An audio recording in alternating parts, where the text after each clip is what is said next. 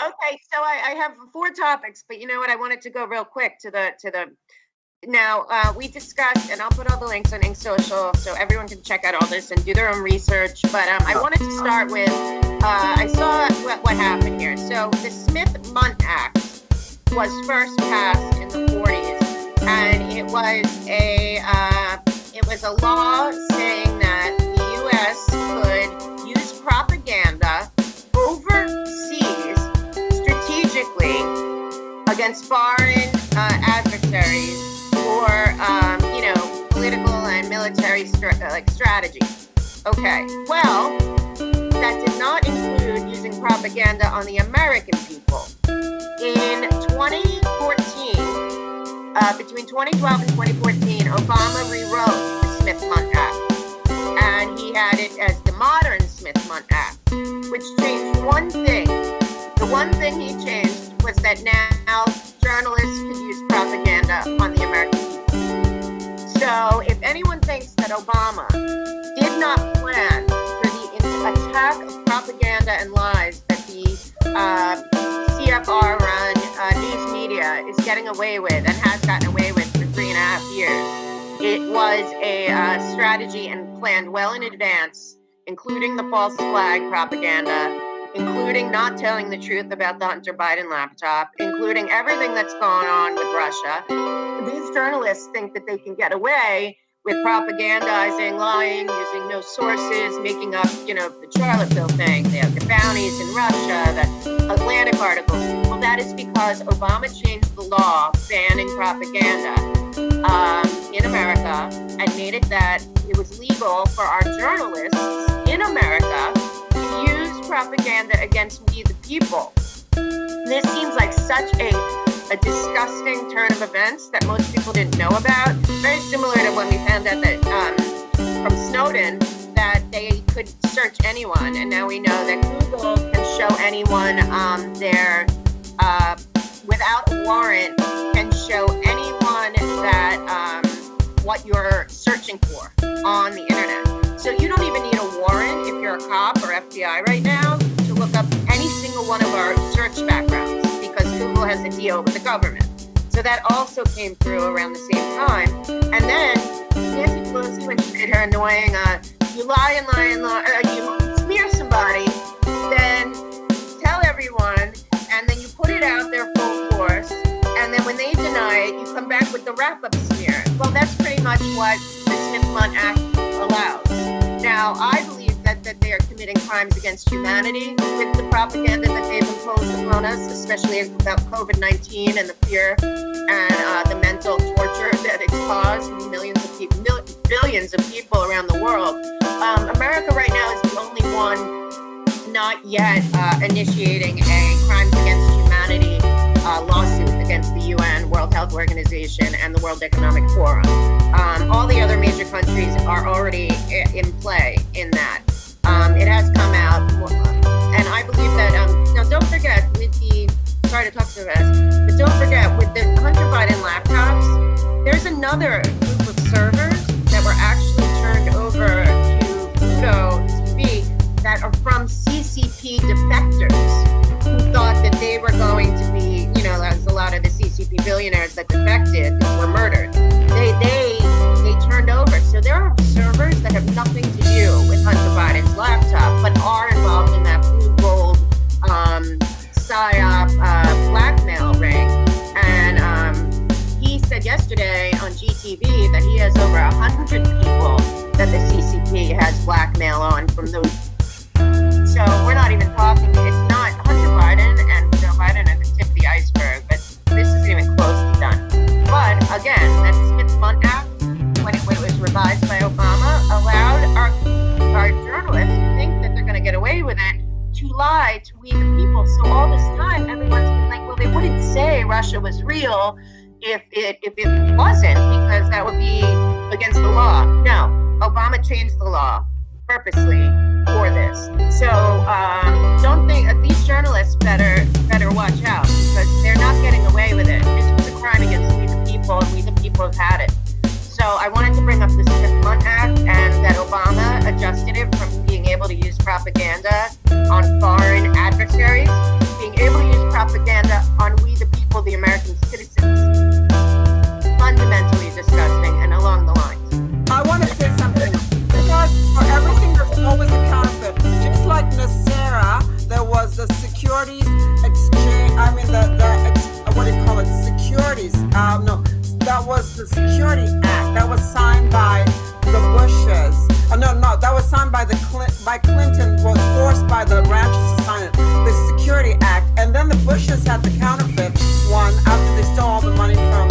I remember that. Dollars. That was called the Stabilization Act. So when you are doing a video about Nasera, you need to do the good one, which is the old one that no one knows about, and then the newer one that everyone knows about, because Joe M was correcting me on that and said the Nasera was bad, and that's the one they know. They don't know the original one.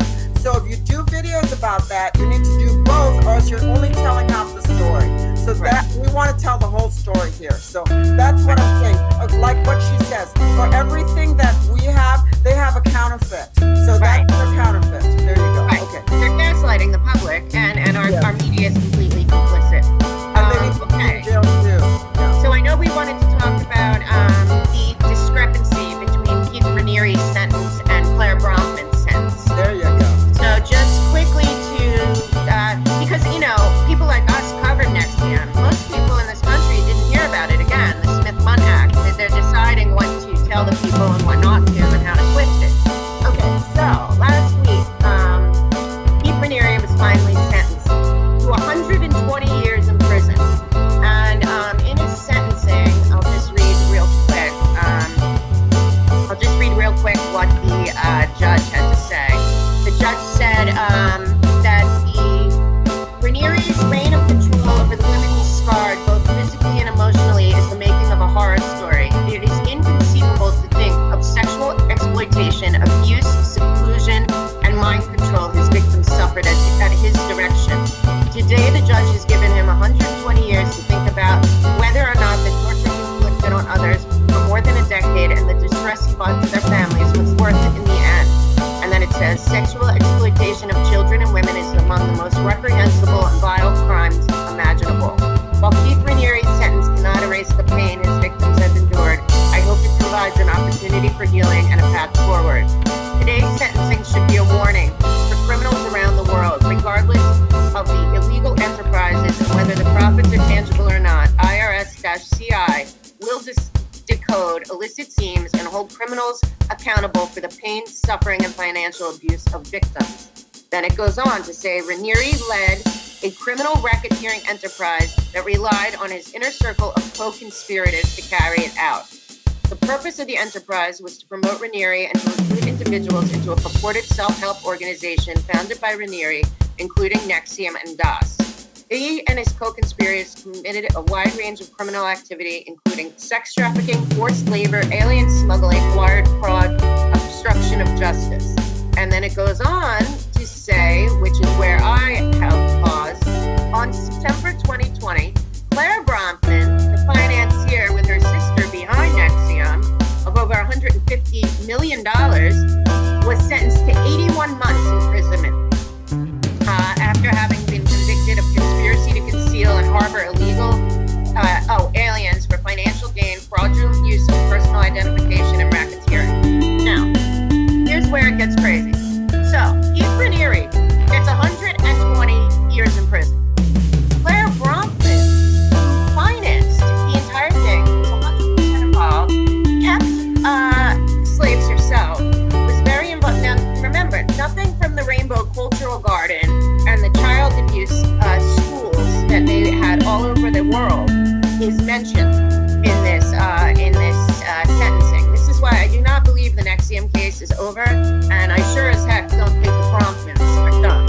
But the discrepancy between his 120 years and her 6 years, and he's going to a maximum security prison. She is going to a minimum security prison in Connecticut.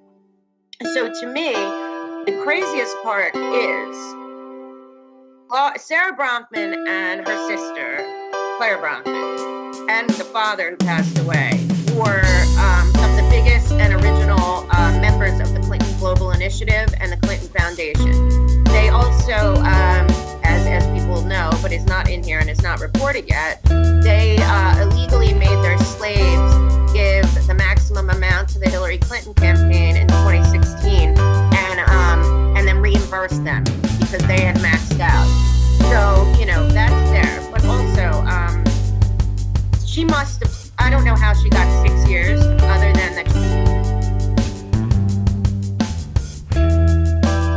she must have made quite a deal. So the other part of this story that people don't know, the Brofmans are not out of the woods. They're the 12 families of the banking dynasty, the bloodline families. They are not getting away with this at all. I believe that there will be more charges against her because at this moment, her sister, Sarah Brofman, her cohort in Nexium, remember, her and her sister financed the entire thing, which destroyed a lot of lives because if anyone, kind of like Scientology, if anyone tried to leave Nexium, they used their money to destroy them, meaning lawsuits and criminal filings and everything they could to bankrupt people and drive them crazy. Actually, 6 people that were once in Nexium can't be accounted for, meaning they're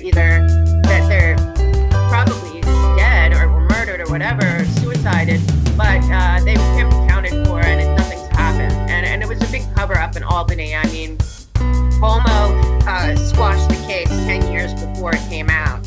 How many people could have been saved, and then Schneiderman was involved, obviously. They also had Schumer's records. Gillibrand's father worked for them.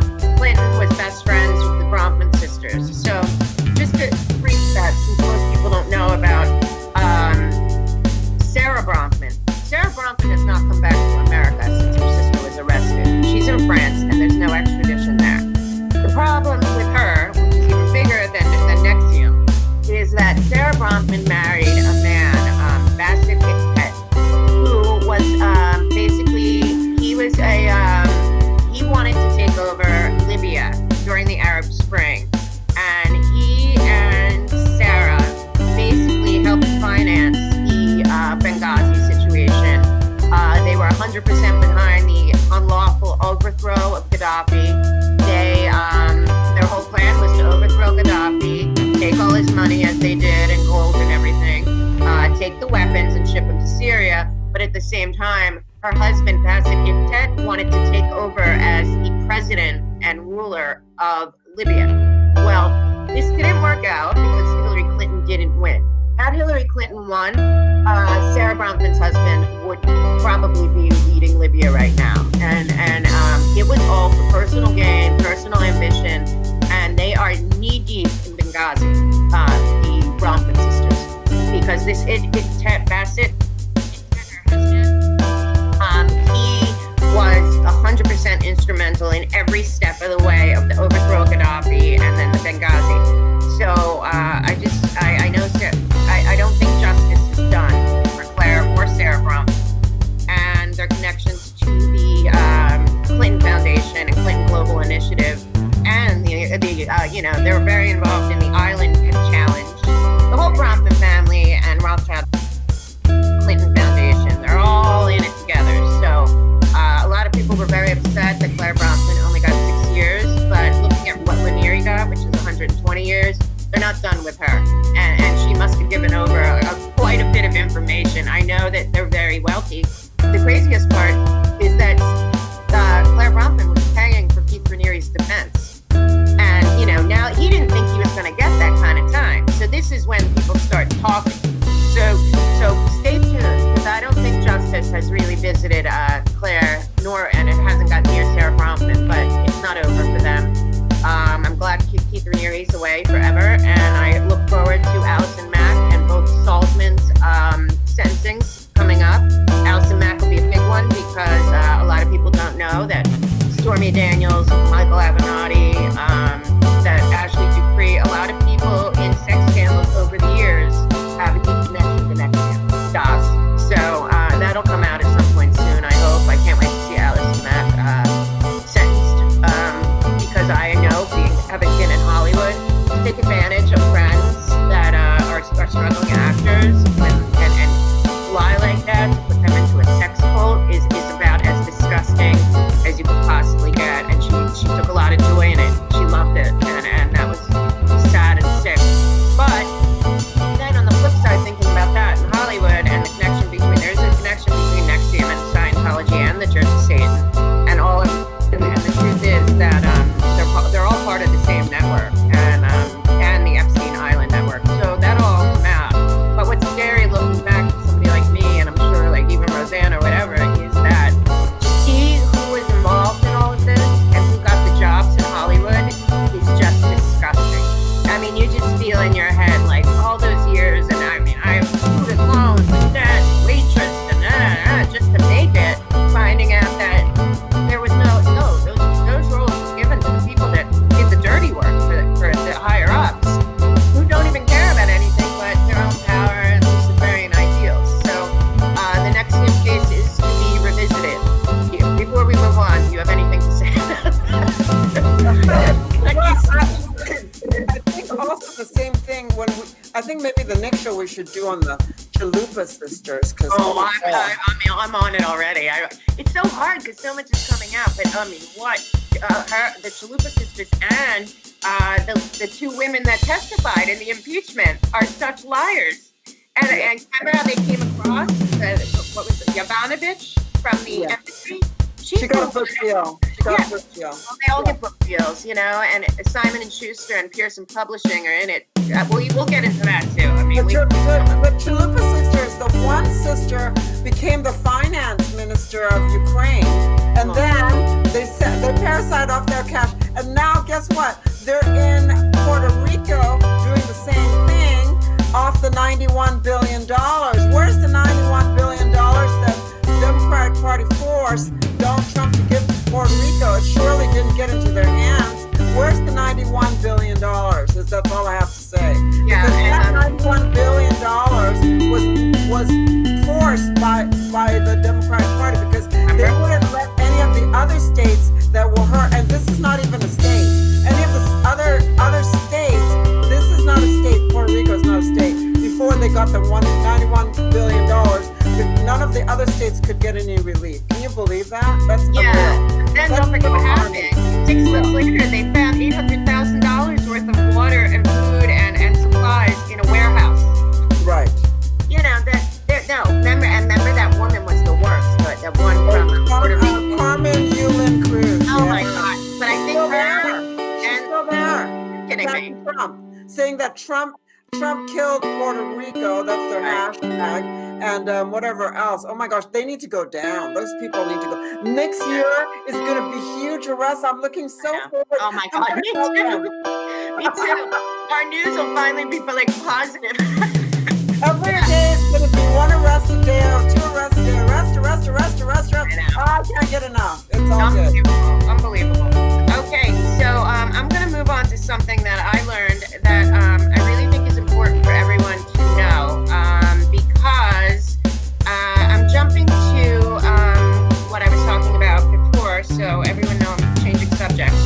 I stumbled upon something that's very disturbing, and it's on many levels. Now, we're always saying save the children and our children and all this. Now, it looks like to all of us that remote schooling and training, like teaching from home, online, mind you, has been because of COVID. Okay, and this is transition. They say that 70% of students in the world, K through 12, are right now on remote learning school online. Now, they're keeping this as if it's about COVID, which we all know COVID is not contagious, barely contagious to children, no worse than the cold. And number 2, you know that the Open Society and George Soros, as we've discussed, finances a lot of the teachers' unions that are refusing to go back to work because I have no idea why. But the reason why is because I believe they are getting something out of keeping the children home and online. So I did some research on this, and what I found is so disturbing, and I hope everyone gets this because it's really unbelievable. So right now they're saying 90% of the world's students are not physically attending classes. They're being educated online with something that they're terming as ed tech. Well, it says here this is why it can't have been connected to COVID. It's not possible. It had to have been planned because it says here, analysts expect smart education this year to be a $680 billion business by 2027. So let's just think here. Are they ever expecting to reopen the schools, the people that are pushing for the closed schools? I don't think so, but let's see.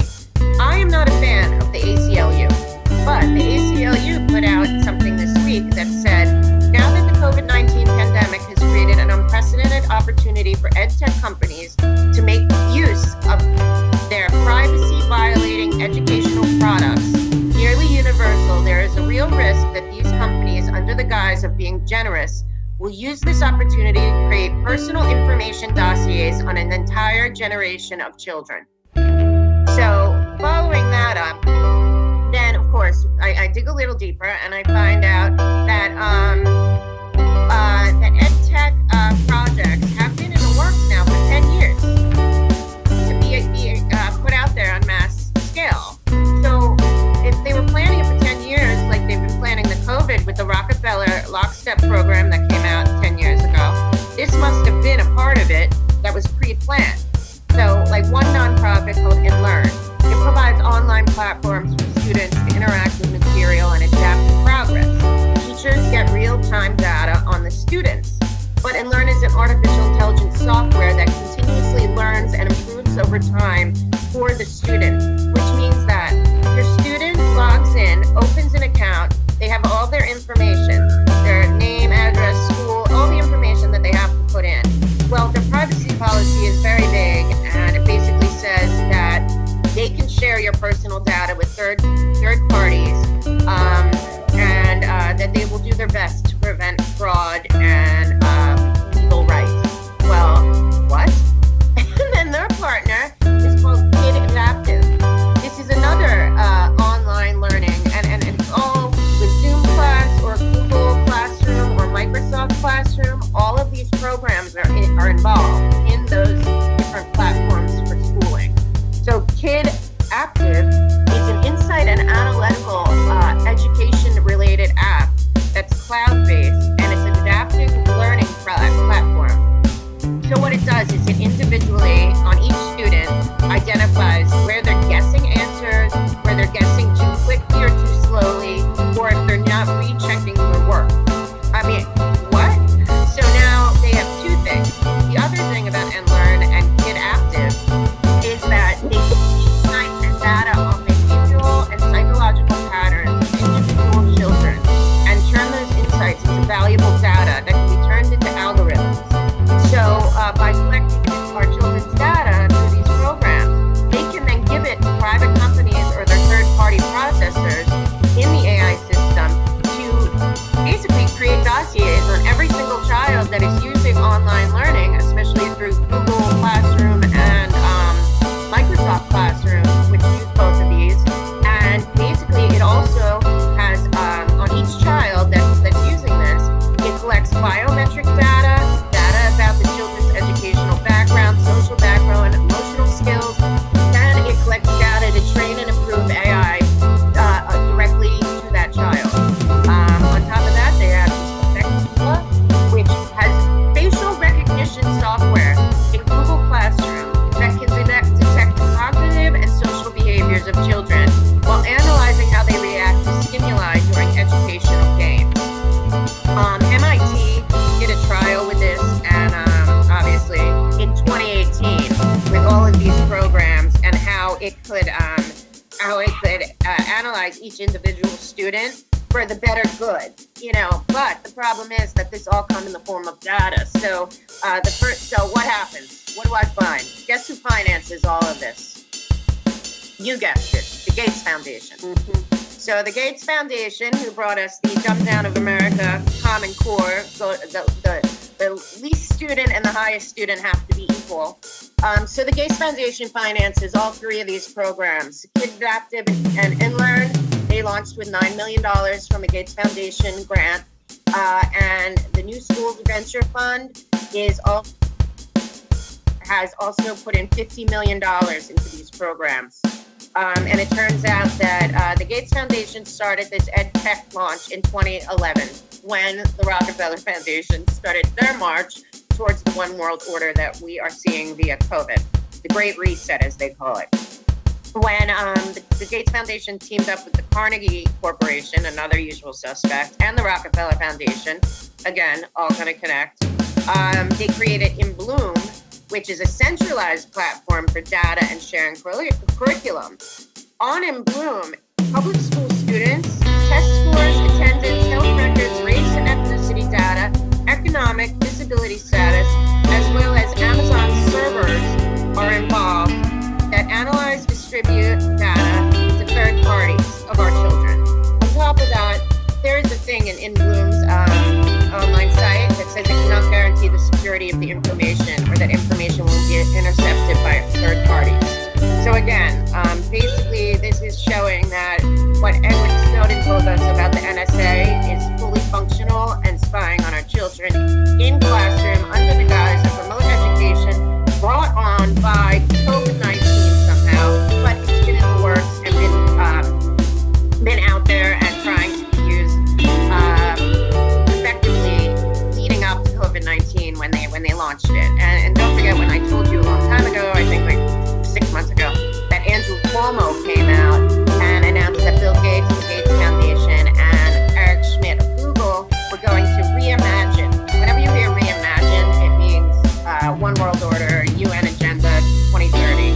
So Cuomo announced right in the beginning, I mean, before we even knew that we were going to be shut down for 6 months, when we were shut down for 2 weeks, he came out and said that Gates Foundation and Eric Schmidt are going to reimagine New York State education in a private partnership called Innovate EDU. It's the next generation learning model brought to you by the Gates Foundation. The Gates Foundation cares nothing about humanity. They care about control, depopulation, and data.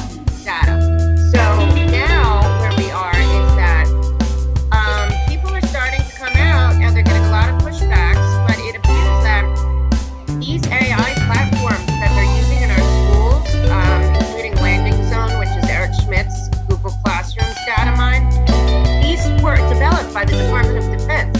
These weren't developed by the Department of Education. They were developed with grants during the Obama administration through the Department of Defense. NASA, the Department of Defense, and the CIA, they're all working together in weather warfare, and they're doing this. And this, what you're describing, is they're exiting the teachers that are live brainwashers and using AI to brainwash the children now. Exactly. Right under our noses because covert. Because so another one involved is Peter Thiel, who he has Planeteer, which is that big Mossad NSA surveillance system that comes from the CIA. But he has this program Clever, which is also part of it. And here's what they're saying now that's scary. Not only does this Clever have other apps on it, BMath, Typing School, Springboard, but one of the apps on it is eHall Pass that tracks every time a student goes to the bathroom. What? And it says that more than 60% of U.S. K through 12 schools are using these programs right now.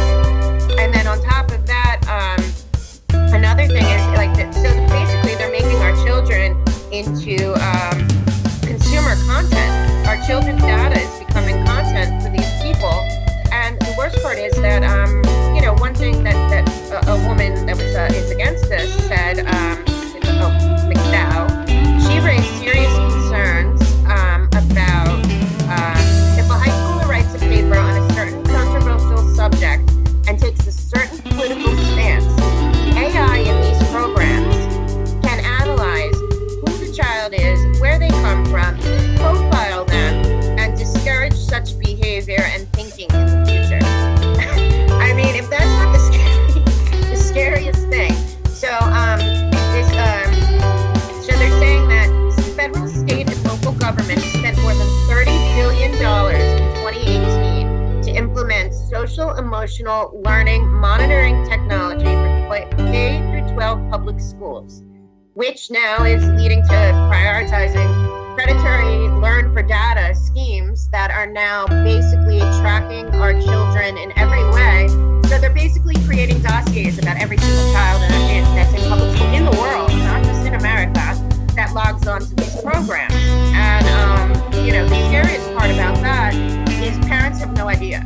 Parents are blind, and it shouldn't be new news because, the next thing about this is that the worst part about what's going on is that these people, again, the same usual suspects of Bill Gates and obviously the New World, the UN, UNESCO, who else is involved in here? World Economic Forum, UNESCO is the UN education arm, and Rockefeller Foundation, Carnegie Foundation, Ford Foundation, they're all involved in this tech, with obviously Google and all of it, and Amazon is involved because they have the Amazon servers that are carrying all this data in the cloud, and the CIA obviously is behind this all, but your CIA, I don't know where the CIA stands right now, honestly, but they have that Intel hedge fund that paid. So where we are now, though, is these people, this is how you know that they don't care about our children or us first and foremost, and then I'll get to how Bill Gates connects all this to the UN in a minute. But there are a bunch of studies that came out that say that that there was a month's worth at Los Angeles County psychologist did an interview and said that in the first 2 months of COVID, there was a year's worth of suicides and suicide attempts, suicide calls of children between 11 and 17.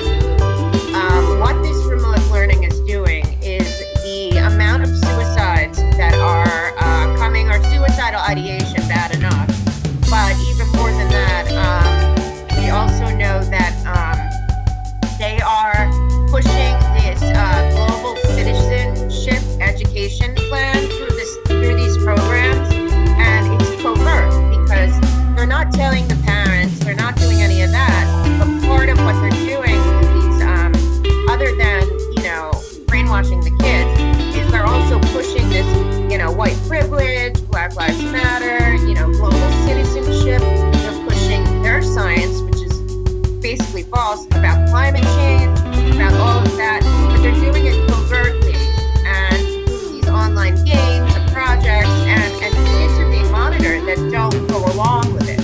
And parents are at home trusting the schools and their governors to, do all this. Now, on top of that, children are isolated, suicide rates are up, kids that have problems learning, like reading, math, in real school, they're going to get extra attention. Online, they get nothing. So what's happening is that it's even worse for kids that have learning disabilities or autism or any of those issues. They are totally getting left behind. Also, if you don't have parents that, if you're a single mom who works full time, or you don't have parents that are invested in you, or whatever, bad parents, there's millions of them, kids are being left behind. So now they're brainwashing the kids that'll keep up, and then they're leaving behind the kids that they are, I guess, pegging as not important.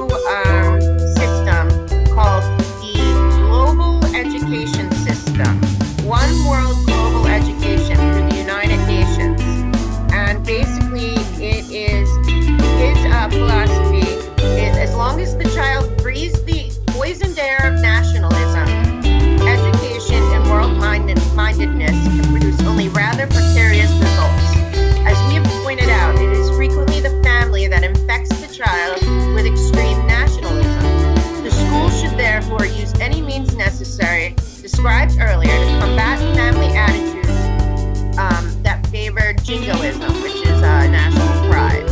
So this is called the World Global Curriculum, and this is what Bill Gates is basing all of his learning software and his global education fund on. Another quote by this guy who created the World Global Curriculum is, "Steer our children towards global citizenship, earth-centered beliefs, socialist values, and the collective mindset, which is becoming a requirement for the 21st century workplace." That sounds really compassionate, like they care about children. But, and then on top of that, as we know, so this says that it says the World Curriculum has been accepted by 147 nations. What? And he wrote, it seems utopian now. I don't know to who, but it seems utopian now. But by the end of 2000, he's a little, unfortunately, he's a little off.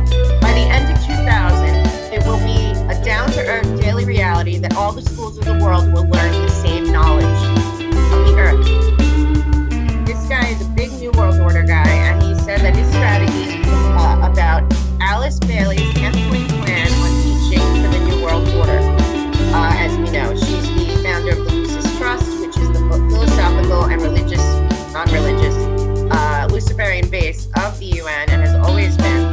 And just to remind everyone, the Alice Bailey World Education UN Strategy 10-point charter is take God, number one, take God and prayer out of the education system, reduce parental authority over children, promote excessive child rights, abolish corporal punishment, teachers are agents of implementation only, destroy the Judeo-Christian family structure, promote sexual promiscuity, use advertising industry, media, TV, movies, magazines to ends and means.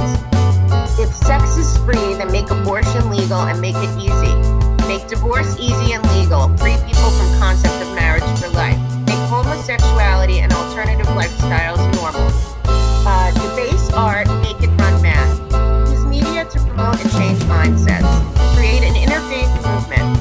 Get governments to make all law and get churches to endorse all changes. And basically, her purpose for the 10-point charter and the World Global Curriculum is to change Christian tradition, or to redeem the nations from Christian tradition, to change to the New World Order. I also have here that I'll be putting up is her original book about education, and it's called Initiation by Alice A. Bailey. And basically it says, of great interest to all, desiring more knowledge of the problems of psychology and psychological research, describes man's roads to divinity, the divine hierarchy of the planets, meaning Saturn and Luciferian goals. And basically at the bottom, and this was written in the 40s, you can send $3.50 to the Lucifer Publishing Company at the United Nations for your core curriculum package. So here's where I'm at with this. Parents, again, I understand. Listen, we have to. I'm at a point. I've done so much research. This COVID-19 was planned 10 years ago. It's part of the 16-year plan to destroy America. But this global curriculum. No. Again, what I believe is happening is that the UN / New World Order / One World Order, led by Bill Gates and the World Economic Forum and the IMF and Rockefellers and the 12 bloodline bankers. This is about not just depopulation and getting rid of, because there's plenty of evidence that, like, when you're left, first of all, the suicide rate of what's happening to children in this country has gone up 25% in 6 months. It was already high. The highest number of suicide deaths was between, I think, 13 and 18 years old. It's gone up 25% already. So, again, there is a depopulation aspect to this. The isolation, of being at home, not seeing friends, not interacting with friends, no school sports, no school electives. There is no extra help for reading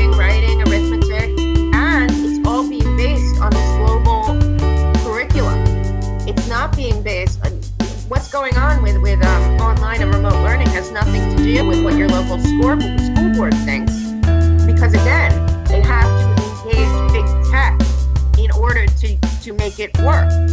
So by going remote online, they have our children more than ever in their grasp.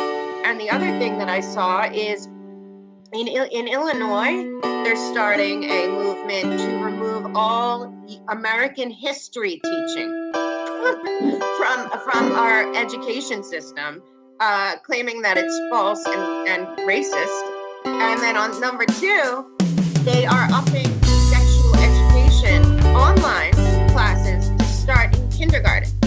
Okay, so these are parts of this whole big tech takeover of education that we just walked right into as if it's well, it makes sense, and Cuomo's on TV saying, well, we always wanted to do this.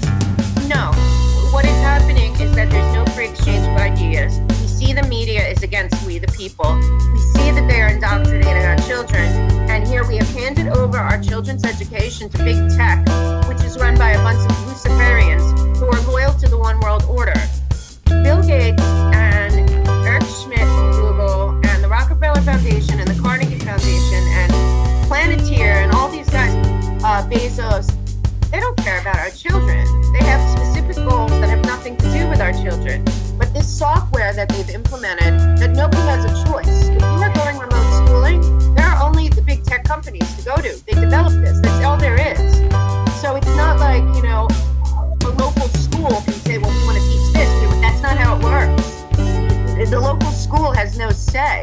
So at the end of the day, we have these same people who have told us that COVID is going to kill a million gazillion people, when really it turns out only 9,000 people in America died that didn't have pre-existing conditions, even though they keep saying the opposite, that there's 200,000. But again, the Smith-Mundt Act allows propaganda against us, we the people, so they can tell us whatever they want. Number 2, remote learning is scary as crap now that I've told you what I've told you. The reason I believe Trump and Betsy DeVos and everyone are like, they must go back to school, is because parents nor anyone has any control over what big tech is teaching our children. Because right now, big tech is teaching. And and teachers that don't want to do remote online learning really have no say. They don't have a say because the programs are done. The technology is done. Covert training and education is done. So once your kid logs on, God knows who's getting their information. But I believe that they're creating dossiers for every single child that logs on to these programs that will be used in the future for nefarious means, because everything else has been, and again, it's not just like these programs. Some of them have infrared signals that can read emotion. This is very, very terrifying. And as I said a long time ago with you, is that don't forget that it was Bill Gates and the Rockefeller Foundation that implemented Common Core. And when I say either of them, they are 100% running the UN with the CCP. So the CCP, Bill Gates, and the Rockefeller Foundation are the 3 largest donors to all of this. And this is not about education. This is about indoctrination. This is about it's funny. Remember Hillary Clinton, aka Alice Bailey? She wrote that book. It Takes a Village, and we all thought, oh, it's just like all their double talk. It takes a village. Let's be a global. It takes a village meant that the government is better off raising your child than you are. The government knows more. And again, we're going right back into what we always talk about, which is this group of unelected elite billionaires are deciding who wins and who loses in life. They are playing God. They are not educating our children online. They are indoctrinating them. Parents can't see. It's just like a video game. You can't see the covert images. You can't see the subliminal stuff put in there. But all of this, in the end goal, I did tons of research, and it's all going to be an Ink Social, freak everyone out themselves. But I'll tell you right now, the goal is to make workers that don't rebel against the one world order, so that we'll prepare everyone for smart cities. And like we talked about a while ago, Bill Gates' next thing is going to be an induced famine, so that we have to eat his lab-grown meat. So, this is all coming same billionaires club, the same people that are that their goal is to depopulate our planet by 10 to 15%, admittedly by Bill Gates at his TED Talk. I mean, Ted Turner was the who started CNN and is a total Luciferian Satanist. He also was running the United Nations Foundation and the biggest donor for 20 years. And on top of that, they don't want more people than they think they need to run their one world order. So, you know, what's turning around to look like is that not just COVID, but also this homeschooling isolation of our children is deadly, because not only is the suicide rate up, but don't forget, they're not socializing children to interact. All dating has ended. All basically, unless the parents are, you know, free thinkers and get it, the children aren't playing anymore. There's no school sports really where they're closed down. In New York, they don't go to parks, they don't go outside. And then on top of that, I love Kathy O'Brien, who survived MK Ultra. She has that book Transformation. She said that when they were MK Ultraing her and her daughter, that they made them wear the same masks that we're wearing now, because it did the emotional reactions of smile and sad. It makes you more like a robot. Well, that's what kids are getting from each other online now. So there's like a complete, they're turning our children into robots. And we're sitting here thinking, you know, we can no longer have faith in these people, especially when it comes to big tech or the UN, because their goal is clear. But when parents really have to do their own digging, because I'd much rather my child get a cold and take medicine to get better than have my child show up at home in a year and be a completely transformed, unemotional, actually stifled in their growth as a human being, without lacking the compassion, the humor, the love, the joy, the interaction that makes being a child, you know, fun and great. But they're creating a bunch of zombies to work for them. And then also part of it is to make the children not rebel against the plan for the smart cities. And I believe firmly, not only do I believe that New York City is going to be the first one, and but I do believe that Cuomo and de Blasio are already on board. And, you know, when he told us 6 months ago he was bringing in Bill Gates and Eric Schmidt to reimagine education in New York, I didn't imagine it could be what I found out it is. And it's really scary. And sorry to go on and on. I'm going to put all the links, but everyone has to look into this. Yeah. And find Mel K on Ink Social. Yeah. Mel K on Ink Social. There's all the links that you'll probably be watching till tomorrow. There's so many links, but it's all links. So go really join. Yeah, just go follow her, join her, request a friend request there, and that's it. We will be moving this to an easier platform because, like, Roseanne's having a problem getting on. Her son's saying we can't get on to the site. So I have to move it to our own server. That's going to happen very soon, and we're going to have an app. And of course, we're going to have, what's his name, as a partner. That would be George Nassif. So everyone's coming on. Let's support the site. Go on and look for Mel K on Ink Social if you want all her links. I want her to have a huge group there. Once she'll get to a certain number in the group, we will make her a special page. But until then, and I want to interrupt for 1 sec, because this is really scary, and I want parents to know that we're at a point where we're at a tipping point, and God willing, on Tuesday, Patriots are in control, and we will start to see a lot of changes. But start watching what your kids are seeing online. You know, don't have enough time to make sure, and stop feeding into the fear that going back to school is dangerous. Letting big tech educate your child is more dangerous. And their goals are nefarious. They're not about helping children. Their goals are about creating a society that does not rebel. And these are the only options for homeschooling right now. It's very important. Not for homeschooling, for remote schooling. Homeschooling is different. But, you know, I just want people to know that you're not there. We can do stuff. We just need to be aware, and we need to say no. We need to start saying no. We're seeing other countries, you know, here it's all the rebels and antichrists and antifas and Luciferian lunatics in the streets. But in other countries, it's the free people people in the street saying no. Well, in America, we have to start saying no. And we will win, but make sure that your children will understand that this remote learning are the same people that brought us COVID, want us to have Agenda 2030, want mandatory vaccines, want to put a chip in your kids and in us to monitor everything, and are heading towards smart cities. So anyway, I want people to feel empowered. I think this week is a good week. I feel really positive, but just start educating yourself, because we can't fight back if we don't know. But this is on my hit list for next year. That would be take down the Bill and Melinda Gates Foundation. That would be taking down NASA. That would be taking down the Department of Defense, and that would be finishing off the CIA. That's my hit list for the next, and the UN. If you take down the Gates Foundation, the UN will go. Absolutely. The UN will be done. They'll have no finance. I agree. That's my hit list for next year. Okay. Okay, thank you guys. Thank you.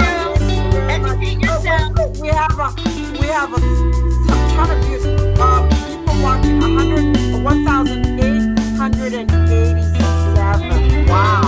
And that's because we don't even have all three channels on. We have one on Periscope. So we're always All right. That's cool. So that's how many people we have watching, which means it's more than that. That's me. I think we have like 3,000. So, You're the tech guru. and you guys say she's a guest. She's not a guest. This is her regular day. This is her show. She's not a guest. She's regular. Well, they always say I don't talk over you, but I'm like, I want you to say something. She's not a guest. She's not a guest. Sadly, come here to babble. She's the regular programming for Sundays. She's not a guest. So And I need you because I'm technically challenged.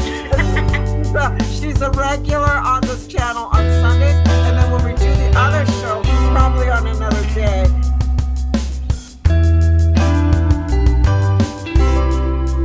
Grandparents, neighbors, empower yourself. Look at what your children are learning online, because it's not what you think, and we can fight back. We're not helpless. You can homeschool your kids. Yes, that's different. Also, but then they won't have the socialization. So you really do need to take the Bill and Melinda Gates Foundation down, because they're doing this just like they force all the computers to go on their program. They're doing this. Yeah, that was the plan, remember? Oprah said they're giving computers to every public school without telling us that meant that you would have to also transfer to Common Core, which is the dumbing down of society to the lowest common denominator. And we allowed it. Let's not allow it anymore. Let's Americans and people all over the world say enough's enough. They're our children. They're not their children, and we're not going to give them to them. You know, we got to fight back. Bill de Blasio did something in the last week, and I can't remember what it is, but he did something. You know, And there's a list. let me tell you something. If Bill de Blasio and Cuomo don't end up in prison after what they've done to the city, I don't know who belongs there. I mean, and Cuomo now, you can't, I wanted to go to Florida, but I can't leave without getting a test, and I can't come back without getting a test and quarantining for 14 days, and our state is 3% infection rate, which isn't even deaths. And this just happened this week. Oh my God. Control here. So you're health hostage in New York. Yeah, I am. I am. You know why? Because I don't believe in those tests. I don't want them having my data. I don't want them doing anything. They're gonna infect you. How's that? They're gonna infect you. No, I'm undercover here. Nobody's coming near me. My friends are like, why do you walk around looking like a homeless person? I'm like, nobody will bother me if I wear my hat and my big coat. Yeah, the bottom line is this. Oh, it was to do with the homeless people. I think he did something about the homeless, doing something. It's just crazy. He still is not arrested for the $850 million. You know how I feel about that. It's disgusting. They're horrible people. But hopefully, after Trump wins, yay! After Trump wins in 2 days, I know, God. the COVID's gonna be over. It's not real. Over, and hopefully they're gonna just arrest them, like just grab them and take them. We need to go back to where we were, because everything was fine, and they created this to destroy our country, not our country. They just created this so that the whole world what? No, not gonna happen. And New York is down to a everything's falling. I think they're down to very, very low. I think, what is that? You were saying 10% occupancy. Oh my God. Yeah, because you know Halloween's a big weekend in New York City. There's the LGBT Halloween parade. There's a Halloween parade in Brooklyn. Anyway, they were all canceled. Last year, this time in New York City, hotels were 90% occupancy. This year, this weekend in New York City, 10% occupancy. The real estate's gonna go down like all down. They said only 12% of corporate real estate right now has returned. I mean, it's insanity. But I'm telling you, he already sold us out to the CCP to be the first smart city. I'm telling you, New York is completely compromised.